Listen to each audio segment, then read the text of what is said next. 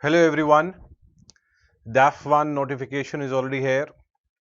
I'm going to help you out with the broad points regarding the notification. It's around 27 odd pages. We've picked up important points what you need to basically concentrate on. That doesn't mean that you'll not look at the other points also, but these are the core points. You already know that the form is already out in terms of the 10th of July and the last date is 19th of July. In terms of the centers, generally what we notice for PT, we've got more centers. For mains, we don't have many options. The numbers are comparatively lesser. UPSC has clearly mentioned that there could be a possibility if the number of candidates are very low in a particular center, they may cancel the center altogether also. Generally, we don't find that kind of thing happening. But the point is due to maybe natural disaster, something of that sort, if something happens, UPSC may do that. However, they've mentioned it clearly. Okay. So they may change it, but generally we don't find it happening until unless unforeseen circumstances are here. The candidates must apply online and the documents also needs to be uploaded, the scanned document. Now you must concentrate on this area also, that the candidates must carry their photo ID proof which they have submitted while applying for the PT exam. Now, I'm talking about when you're going to give your mains, you have to carry the same photo ID proof. Okay, so a lot of time I find that the student may not carry the same ID proof. Here they have mentioned it. Okay, be careful in this. At this stage, candidates are not allowed to change optional subject, Indian language paper and the medium of the examination. In terms of the fee, 200 is the fee. However, exemption is also provided. In terms of cash, if they would like to pay, that is also an option, but be careful regarding the date because the date has to be, let's say the last date is 19th, but for if somebody would like to pay cash, it is here it is mentioned that it would be deactivated by 18th July. So we need to do it much earlier so that we don't face any problem. There's a possibility that maybe a student is doing some kind of transaction and the data is not transmitted by their bank because some technical issue. So they've mentioned also the same thing for the applicants in whose case payment detail have not been received from the bank. They will be treated as fictitious. Now, if at all something of similar sort happens, the commission within 2 weeks would upload the data of the students. So make sure that after the ending of the date, that's 19 July, after 2 weeks, you look into the UPSC website also just to double cross check so that you know that there is no issue in terms of fictitious payment. They would also be intimated through email, but I would also say that you would go online and then check it.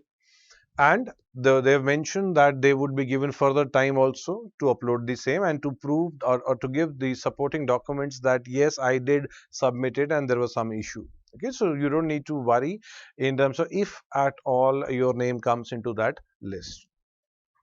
Okay, now it again is clearly mentioning that no fee exemption is however available to the OBC and the EWS. Exemption is given to certain categories but not to the OBC and EWS in terms of the fee payment. Okay, now people who have got some form of disability, they need to upload the certificate from a government hospital or medical board. Okay,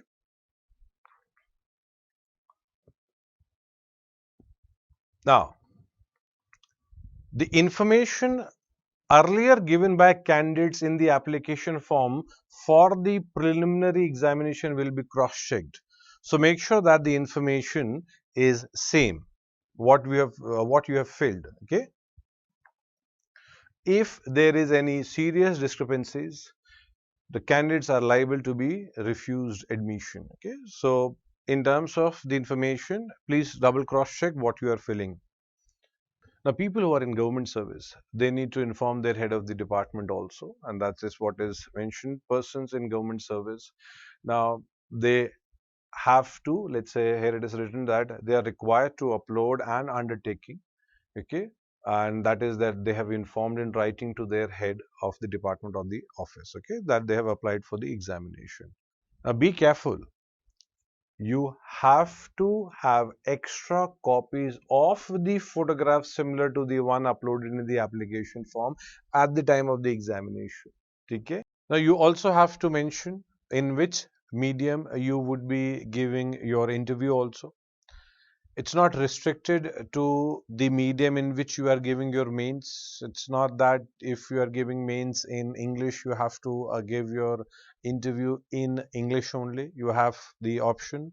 So look into the options available, means the kind of option. Let's say if you choose the one wherein you have chosen, let's say in Indian language, one of the language, let's say for Indian language, if you have chosen Marathi or Telugu, you can give interview in that language also. So options are available. So be careful in which medium you would like to give interview. You first think on that particular aspect and then you click on that. Okay. There are compulsory papers also in terms of the language. One is English, and then there are other Indian languages as option that you can pick up. However, there are certain states wherein some exemptions are provided in terms of the exemption from the Indian language paper, that is Arunachal, Manipur, Meghalaya, Mizoram, Nagaland, and Sikkim. These are the documents the student needs to upload. Okay, documents to be scanned and uploaded while submitting the detailed application form.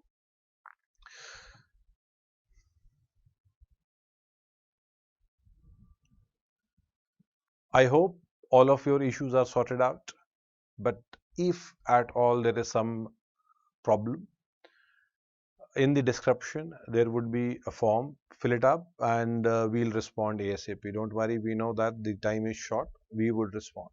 Okay, thank you. All the best.